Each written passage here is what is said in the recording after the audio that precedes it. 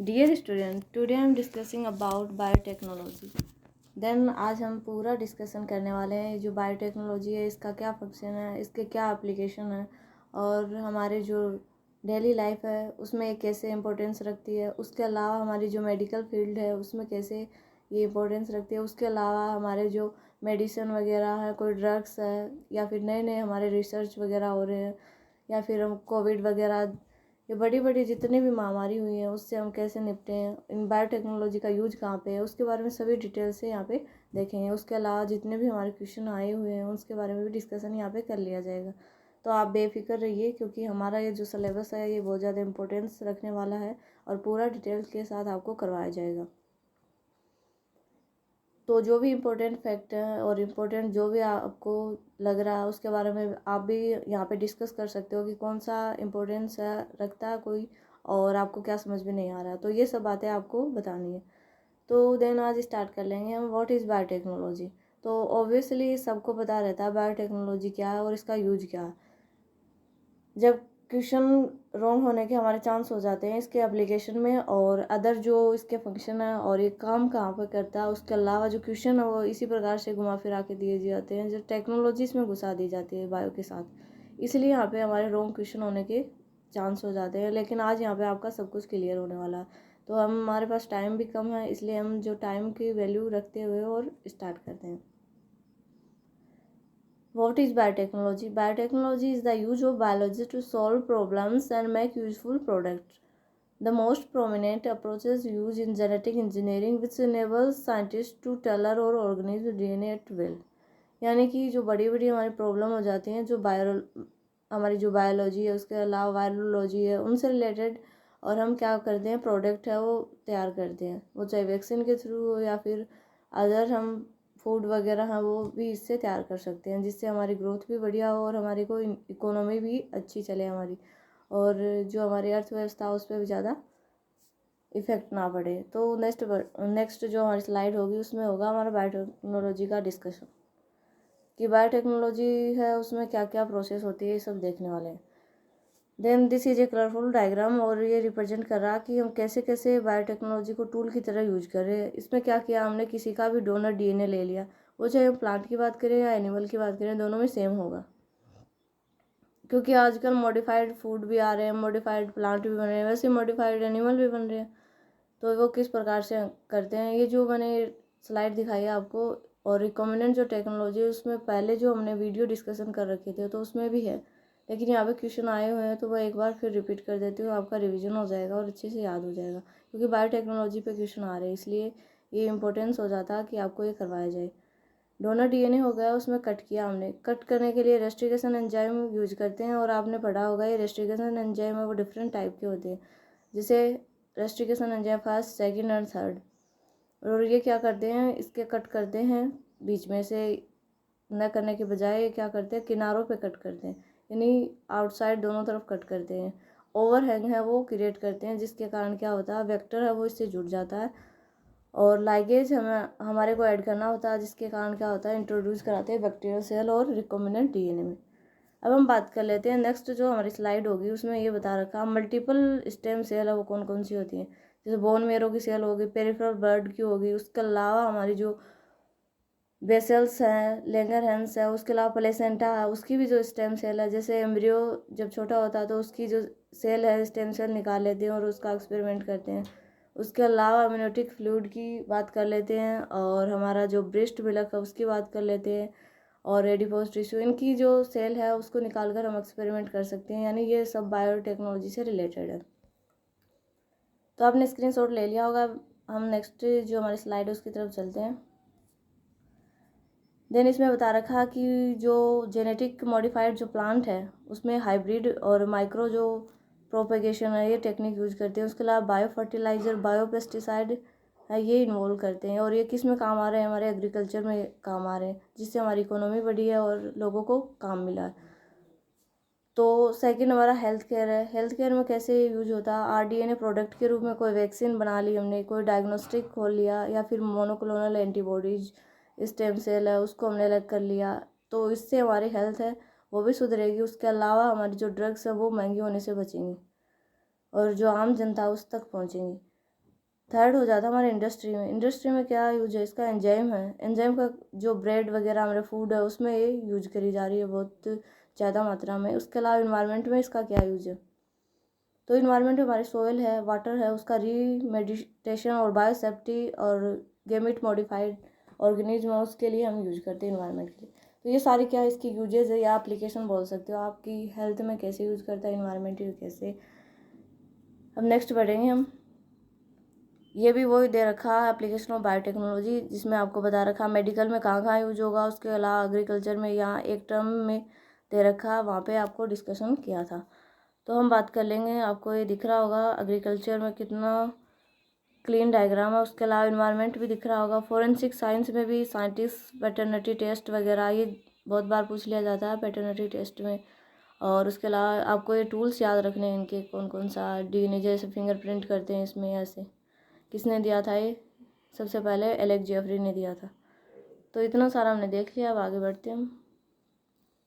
अब है biotechnology application of fishery science. तो ये तो अपने इतना काम का नहीं है, आप चाहो तो इसको पढ़ सकते हो। फिश के न्यूट्रिशन में, फिश के रिसोर्सेज में और एक्वाटिक हेल्थ में, ये टर्म आपको याद रखनी है बस, फिश जेनेटिक बायोटेक्नोलॉजी। अब बात करते हैं माइक्रोवेल बायोटेक्नोलॉजी कैसे यूज होती है। जैसे माइक्रोब हमारे जो इन्वायरमेंट में बहुत ज़्यादा अमाउंट में प्रेजेंट होते हैं, तो माइक्रोवियल जो बायोटेक्नोलॉजी है उसमें manage the biotic stress, manage the biotic stress, ये इसका फंक्शन है। उसके अलावा प्रमोट करता है बायो रेमेडिएशन को। उसके अलावा इंक्रीज करता है ये productivity and quality of crop and enhance करता है and two fixation and increase nutrient Uptake. और उसके अलावा वैल्यू एडिशन इन क्रॉप में आ जाएगा और इम्प्रूव करता है हमारे जो बायोमास है और डेराइव्ड जो एनर्जी टेक्निक है। तो माइक्रोबियल बायोटेक्नोलॉजी बहुत ज़्यादा यूज हो रही है हमारे आसपास जितने भी क्षेत्र हैं वहाँ पे। तो ये सारा हमने देख लिया बायोटेक्नोलॉजी के एप्लीकेशन में। अब हम क्वेश्चन पे चलेंगे। तो हमारा फर्स्ट क्वेश्चन हो जाएगा 71। The first human hormone produce successfully using biotechnology. यहाँ पे जितने भी क्वेश्चन आए हुए हैं ये बायोटेक्नोलॉजी से रिलेटेड है, तो आपको इनको लर्न कर लेना है और चाहो तो आप कहीं पे नोट कर लीजिए। The first human hormone produce successfully using biotechnology, तो वो फर्स्ट हार्मोन था होमोलिन, ठीक है, जिसने बायोटेक्नोलॉजी का यूज किया था सबसे पहले, वो हार्मोन था होमोलिन। क्योंकि आपको फर्स्ट की लास्ट की बात याद रखनी है, उसके अलावा जो प्रेजेंट में क्या चल रहा है उसके ऊपर भी आपको फोकस करना है। तो प्रेजेंट से रिलेटेड जो क्वेश्चन है वो पास्ट में चले जाएंगे और आपसे पूछ लिया जाएगा। नेक्स्ट क्वेश्चन की तरफ चलेंगे अब।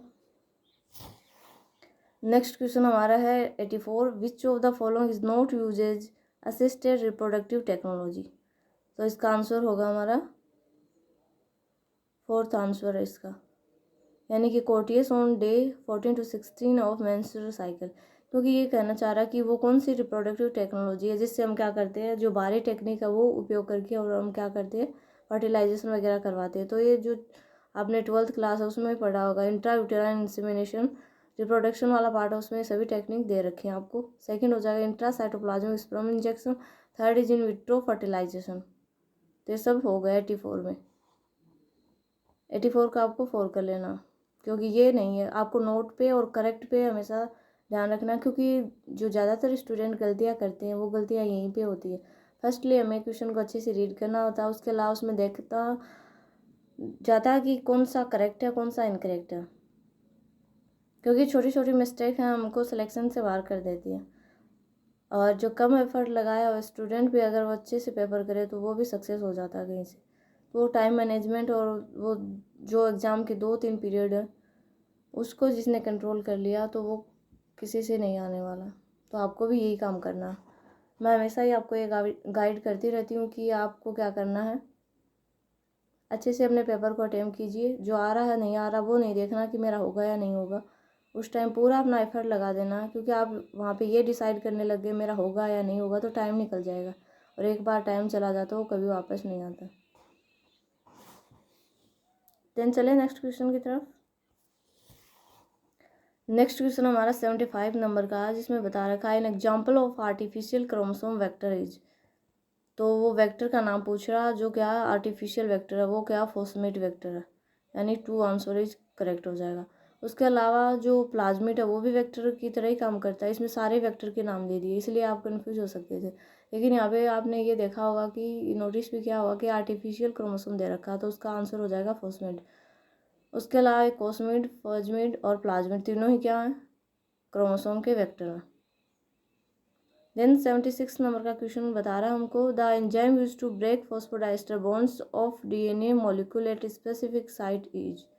तो अभी अभी मैंने बताया था कि डीएनए मॉलिक्यूल है वो क्या करता है, जो फॉस्फोडाइस्टर बॉन्ड को ब्रेक करता है, और वो कौन सी साइट पे ब्रेक करेगा, तो रेस्ट्रिकेशन जो एंडोन्यूक्लियस है वो कट करेगा, स्पेसिफिक साइट पे कट करेगा। मैंने अभी अभी आपको जो थ्योरी पार्ट था उसमें समझाया था कि रेस्ट्रिकेशन साइट है वो डीएनए की जो साइट है उस पर रेस्ट्रिकेशन एंडोन्यूक्लियस एंजाइम है वो ब्रेक करेगा, और ओवर हैंगिंग जो रीजन है उसको क्रिएट कर देगा, जिससे 3 prime to 5 prime overhanging बोलते हो आप। वो क्या करता है, इसके जो लास्ट जो कॉर्नर है उस पर स्पेसिफिक साइट पे कट करता है, इसलिए इसको स्पेसिफिक एंजाइम के नाम से भी आपसे पूछ लिया जाएगा।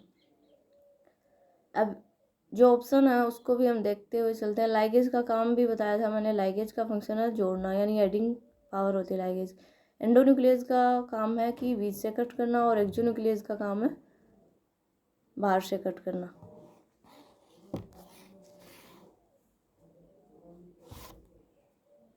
Jeans which permit identification of recombinant clones are known as, यानी 74 का क्वेश्चन हमारा उसमें आएगा रिपोर्टर जीन। वो जीन जो आइडेंटिफाई करे रिकॉम्बिनेंट क्लोन को वो कौन सी होगी, रिपोर्टर जीन। ये जो 4 आंसर है करेक्ट हो जाता है। अब नेक्स्ट क्वेश्चन की तरफ चलते हैं। Golden rice is enriched with precursor of which vitamin, तो ये तो आपने अच्छे से याद कर रखा होगा। गोल्डन राइस है उसमें कौन सी विटामिन होती है, तो विटामिन ए है वो बहुत ज़्यादा मात्रा में मिलती है। एंड जो हमारा लास्ट क्वेश्चन होने वाला 43, जिसमें normal ECG is compose of, ये हमारा किसका क्वेश्चन है, फिजियोलॉजी का क्वेश्चन है, लेकिन ये जो बायोटेक्नोलॉजी से रिलेटेड था तो मैंने यहाँ पे भी बता दिया आपको। तो उसमें कौन कौन सी वेव्स होते हैं, पी वेव्स, क्यूआरएस और टी वेव्स। ये जो नंबर वाइज सीरीज से आपको बतानी थी। सबसे पहले जो हमारी हार्ट बीट चलती है उसको हम किससे नापते हैं, यानी किससे मेजरमेंट करते हैं, इलेक्ट्रोकार्डियोग्राम से मेजर करते हैं, जिसमें पी वेव चलेंगे, फिर क्यूआरएस, फिर टी वेव्स। तो ये वीडियो हमारा